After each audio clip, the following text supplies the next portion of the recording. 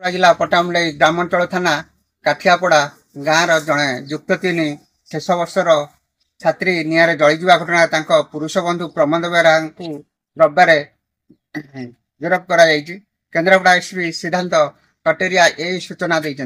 SP कहते प्राथमिक प्रमाण आधार में प्रमोद बेहरा को गिरफ्त कर अभियुक्त प्रमोद मोबाइल 60टी अश्लील भिडियो थिबारु प्रमाण मिली। जुलाई 17 पीड़ितार बापा पाखु गोटे अश्लील भिडियो से पठाई से समान दिन आउ 4 ରୁ 5 जन पाखक पठाई। अगस्ट 5 अभियुक्त 5 ରୁ 6 थर पीड़िता मेसेज करते। घटना दिन सकाଳେ 7:34 कल करते। यही घटना अभियुक्त प्रमोद बेहरा को गिरफ्त कर।